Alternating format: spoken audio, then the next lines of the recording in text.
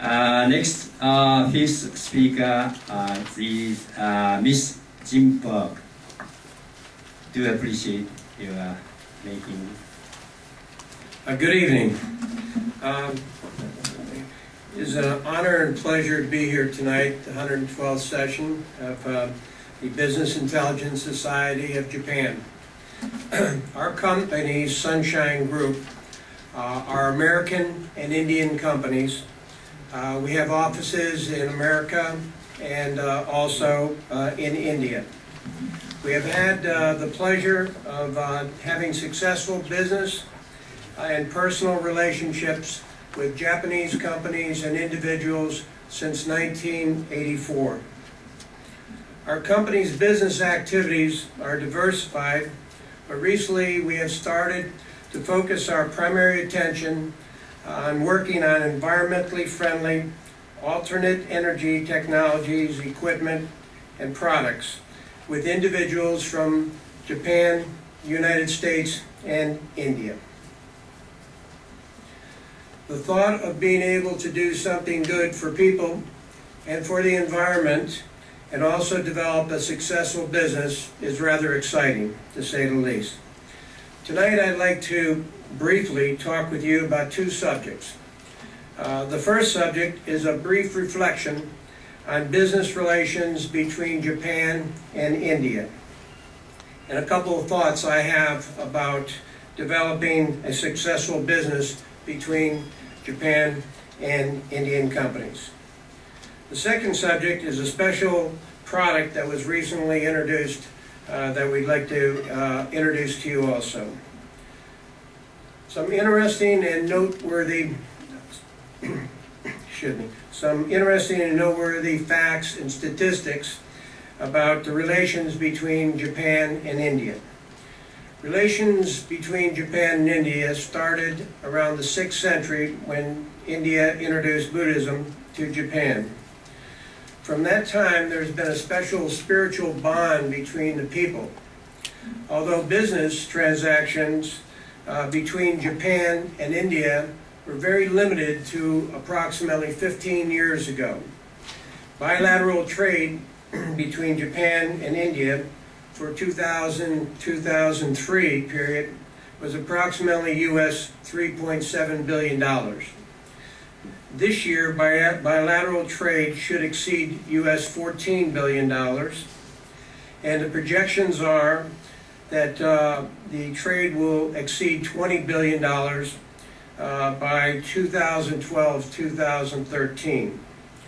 2007 was declared Indo-Japan Friendship Year. Two noteworthy agreements between Japan and India were, one, the Joint Statement Agreement on Advancement of Strategic and Global Partnership and Joint Declaration of Security Cooperation between Japan and India in October of 2008. This was only the third security pact that India has signed other than with the United States and with Australia. On October 26, just recently this year, Japan and India signed a comprehensive economic partnership agreement. In particular, the Japanese steel companies and auto companies welcomed this agreement. Some of the terms of this agreement will eliminate tariffs on 98% of the iron and steel products. Currently, the tariffs are approximately 5%. Also, for auto parts being shipped from Japan to India, those will be eliminated, and the current tariffs are between 5 to 10%, substantial. According to Japanese ambassador to India, Mr. Domichi, who we've had the pleasure of spending time with on several occasions in India, has stated that the CEPA will cover 94% of all bilateral trade goods and reducing the tariffs to zero within the next 10 years. Also during the summit, a memorandum was signed that simplifies visa procedures, which I know at times have been very trying.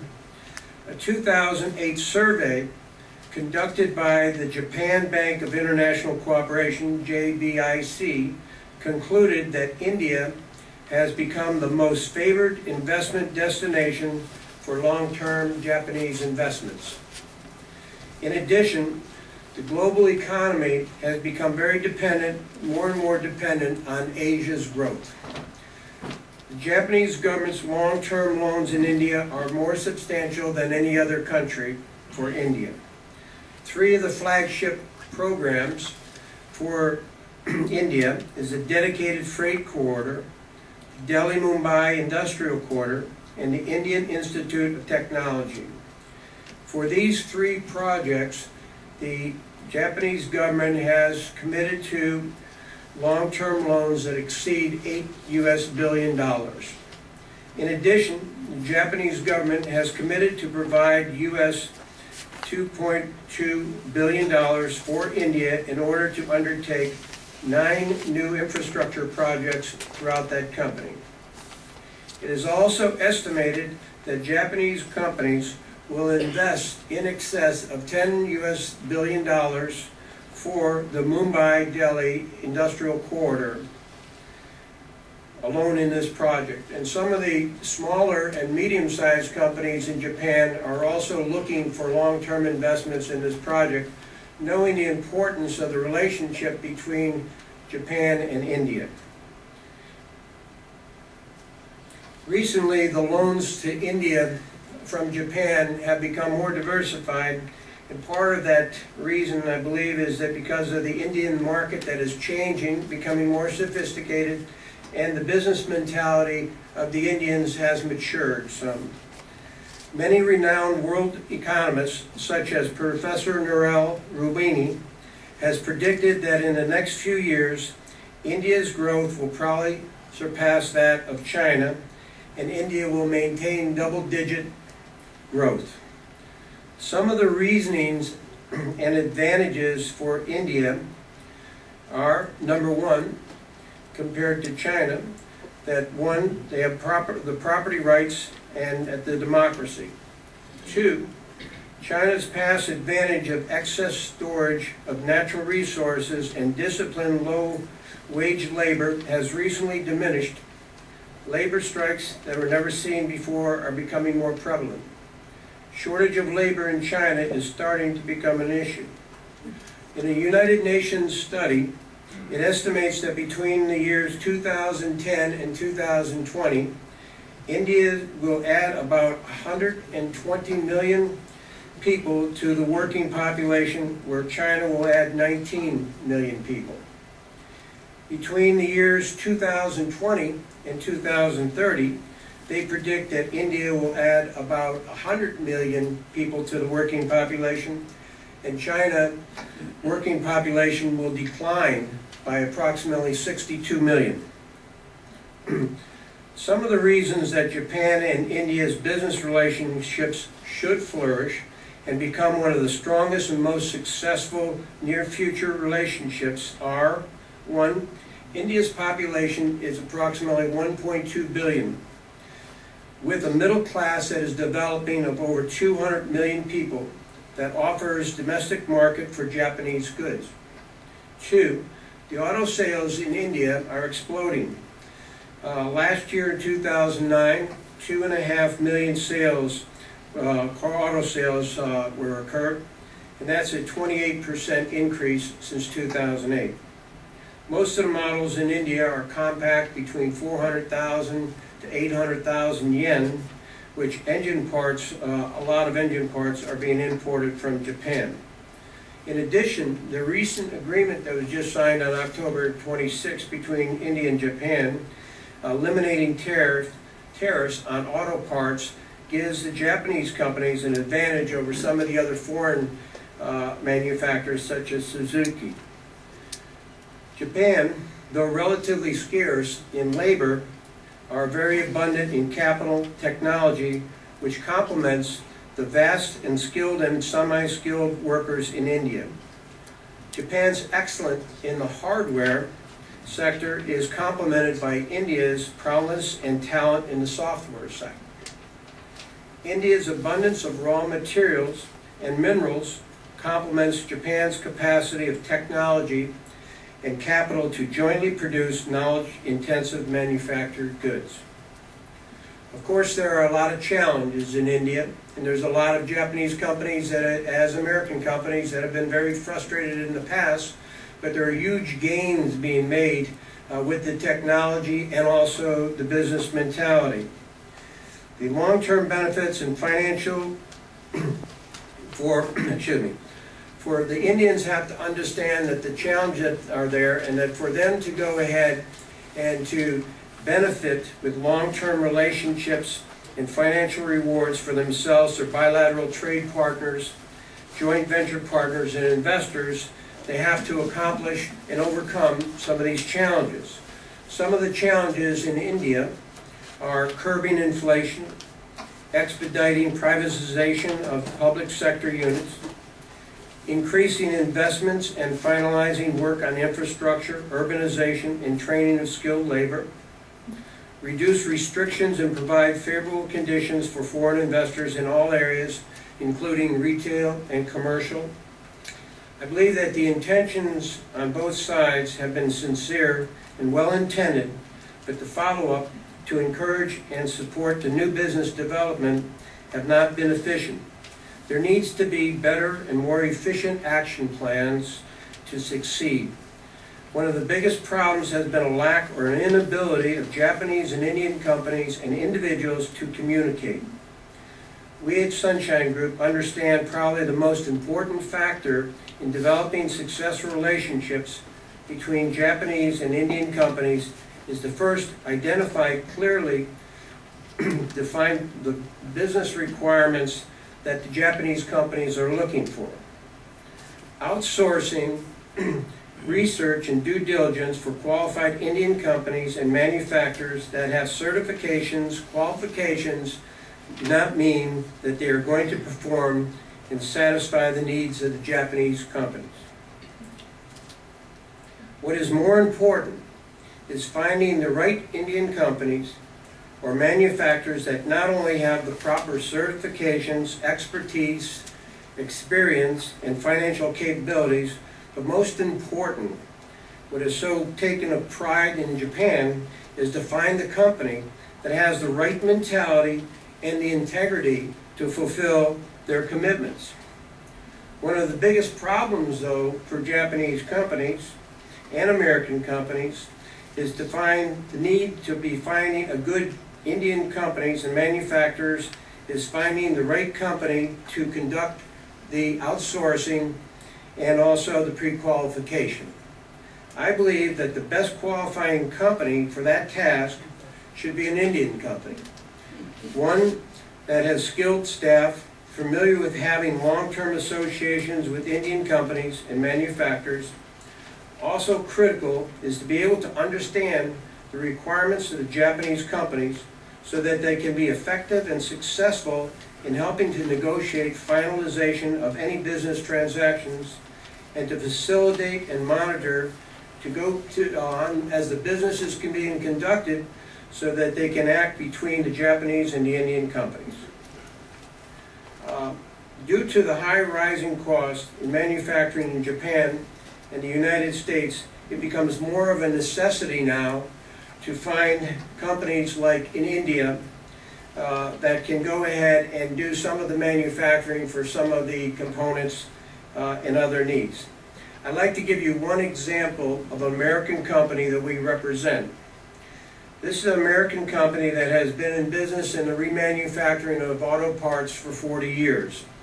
It is approximately a $2 billion a year company, and they've been in business, as I say, for about 40 years. About 5 years ago, their profits went down. They were losing their competitive edge with their competitors. They were manufacturing and assembling approximately 98% of their end-use products. They realized that they needed to go out and outsource part of their components. So in the last 5 years, they've taken from outsourcing 2% of their products to be manufactured in Asian countries to 11%. With that change, they have gone ahead and had their businesses increased to a point where they had to hire more people their profits went up, and they positioned themselves for success.